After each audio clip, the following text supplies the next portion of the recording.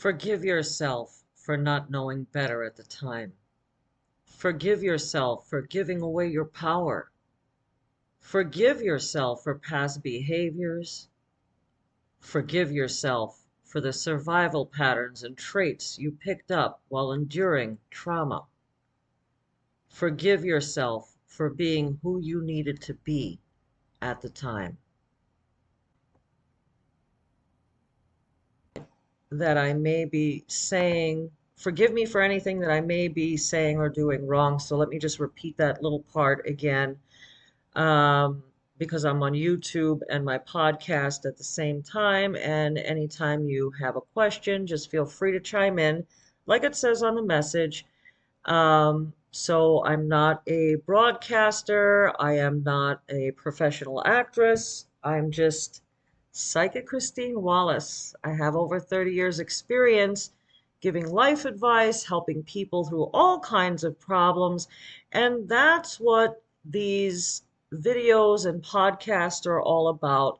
I wanted to have a way to share whatever knowledge I have with others to help them improve their lives without, having a one-on-one reading necessarily.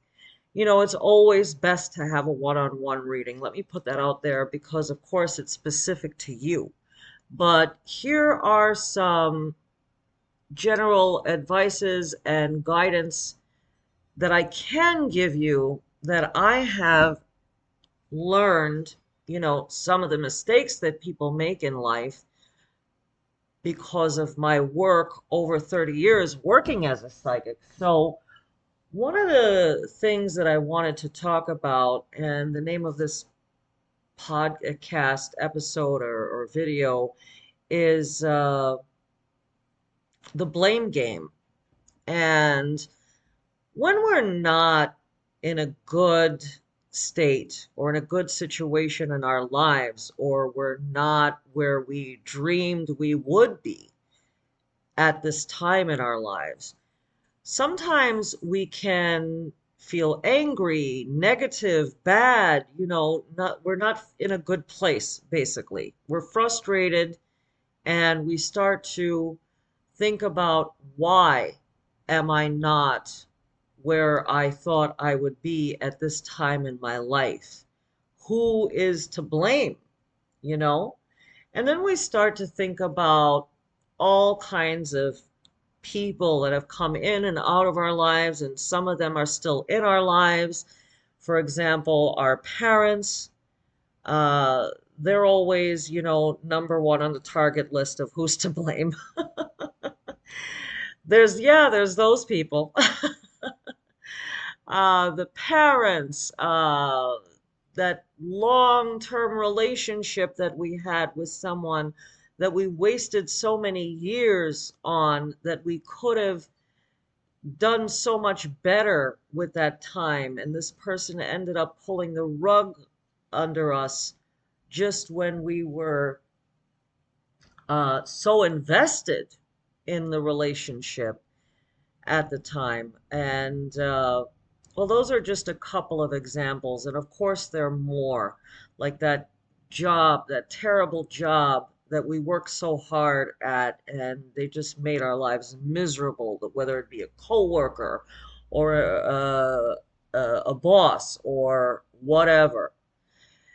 But I've noticed that so many of us are looking out. We're always looking out because I guess our eyeballs are in our head and our vision is kind of outward all the time. And what is I know to be a good, healthy way to move forward is to start, stop looking at all the other people and start putting the lens back on ourselves, like taking a real good look at ourselves in the mirror. And at the end of the day, subconsciously, we're really the most angry with ourselves. Okay? We are so mad, so much more angry at ourselves than we are at anybody else. Okay? And the one that we're finding the most struggle forgiving is us. And we waddle around in life, like I said, blaming this person, blaming that person. We got shortchanged here and whatever, whatever. But at the end of the day, who are we upset with? We're mad at ourselves for falling for it. We're mad at ourselves for, not seeing where it was all headed. We're mad at ourselves for not setting boundaries. We're so mad at ourselves for not getting to where we wanted to be by now, okay? And having the life that we dreamed of when we were kids. We're so angry. We thought we'd be in such a better place in our lives, whether it be with money, or we thought we'd be settled down and married by now, or I thought I'd have 10 kids by now. Whatever your goals or aspirations have been years ago that you thought you would have had by now, you're mad at yourself for not getting there by now.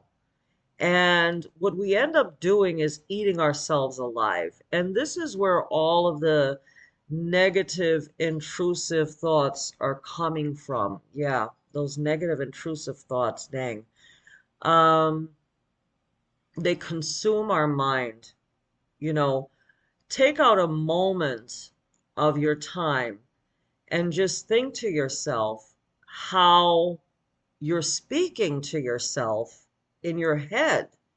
Sometimes it's, if you pay close attention, sometimes it's not even your voice that you're hearing.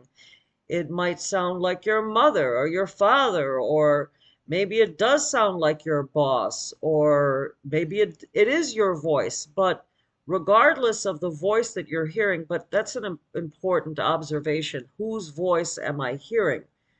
Um, because that is saying something. Our biggest critic, our worst critic, maybe, which is usually ourselves. We're our worst critic, that's for sure.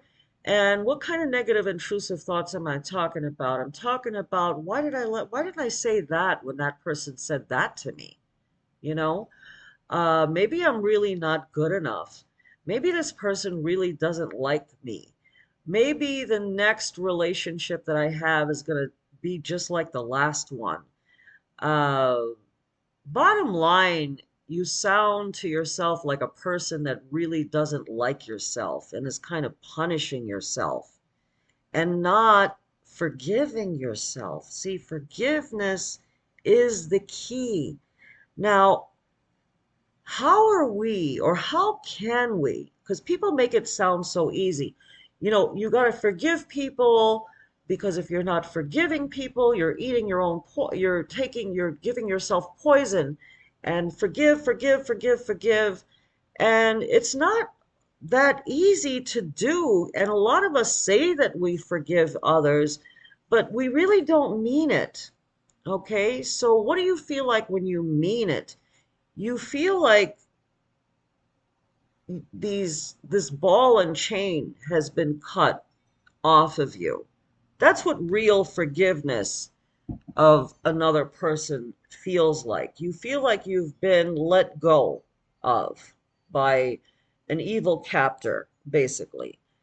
Um, but I imagine it's going to be super hard to forgive other people, especially if we haven't been able to master forgiving ourselves. Okay? And a lot of us reflect on our past based on the information we have now, not on the people that we were at the time, which is really not fair to yourself because, 2020 is hindsight, they say. So I know that to be true, but you have to remember who you were then and what you were thinking then or how you were feeling then, because you're probably not the same person you used to be, especially if you've gone through so many trials and tribulations over the years, over your lifetime. I mean, think about it. And with self-forgiveness for being human, it feels like a really big, it feels freeing. It feels like freedom. And you're able to breathe and you're able to be kinder to yourself. And this is when the real self-love comes in. A lot of people get confused about what self-love is, and I love to talk about that. I've done so many podcasts on the topic of self-love and what it means. It means being fair with yourself. You know, the person that we have the worst relationship with is probably ourselves, you know, because I think that we are definitely nicer to other people, friendlier with other people, have more consideration for other people, prioritize other people than we do ourselves. I'm not telling you even to do more for yourself than you do for other people, but at least let it be the same. I mean, think about for a moment the way you speak to yourself, and imagine you speaking to someone else the way that you speak to yourself. Think about how much you criticize yourself. I mean, would you ever speak to another person like that or judge a person as harshly as you judge yourself? And are you like, and I feel like, you know, when we judge other people, we're not trying to be nice by not being harsh. We just are really judging people the way that we judge people in our own minds even is much kinder still than we are to ourselves. Now, let's imagine for a moment getting back to self-love. Let's imagine that you were your own child, because in a way you are, in a sense, because you're responsible for taking care of yourself, right? You are your responsibility. You're not anybody else's responsibility as an adult. You know, we're out in the world on our own, and we have to watch ourselves, protect ourselves, take care of ourselves. So imagine if you were your own child and reflecting on your history. Are you being fair to yourself when you judge your mistakes? If that was your kid, how would you honestly judge yourself? Weren't you in reality trying to make things work, trying to accommodate, trying to be kind, trying to be nice, trying to be honest? When did this suddenly become a bad thing? Okay, so you were mistreated by someone, some bad stuff happened, and I don't mean to make it sound like it wasn't that big of a deal. I'm sure it was a very big deal. But how did you suddenly take the bad deeds that the other person did and turn that around and make it your fault? Think about it. Is that not what you're doing on some level? I mean, the least you can do if you are going to judge or criticize yourself, just be honest with yourself at least. Okay? Don't jump to conclusions about yourself without giving yourself a fair trial in your own head. I hope you guys are really getting the gist of what I'm trying to say here. And I think you do. Sometimes I go a little bit around the world to try to get my point across, but that's because, like I said, I'm not a professional actress, broadcaster. I'm just a person that has 30 years experience working, or over 30 years, over 30 years working for people as a psychic healer and advisor. Okay? I've been doing this for many years, and I have made a whole lot of observations about many of the same traps that we all fall into that take a permanent seat in our lives and take us over and overwhelm us. Sometimes we got to take a step back and think to ourselves, who is it exactly that we're trying to please? You know, why do we feel this need to always prove ourselves? Stop. Just stop and breathe.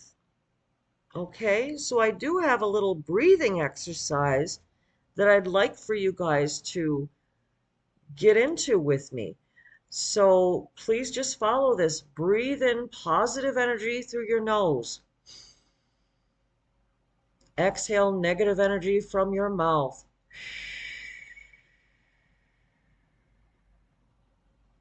Let's do that one more time. Positive going in, negative energy going out from the mouth. One more time. Inhale, positive energy. Exhale, negative energy. Relax. Take a step back. Stop allowing other people to influence you as much as you do. Stop putting everybody on a pedestal in your mind and putting yourself so low, okay? This is a message to the people that have been kind, that have been honest, that have been genuine, that have been a good friend, a supporter, a cheerleader, okay? The people that are trying to do the right thing, the good thing, the godly thing. At the end of the day, who is God? What is God? Many of us have this picture in our mind, like when I was a young kid, I imagined that God looked like Zeus with a long silver beard, okay, and his thunderbolt. But as an adult, when I really had an opportunity to understand the stuff that I was reading about God and different religions, um, and took in all of this information, I came to the conclusion, and this is to whether you believe in a God or the Christian God or whatever God you have in your mind, God is good. Anything that's good comes from God. Anything that isn't good and doesn't feel good is not coming from God.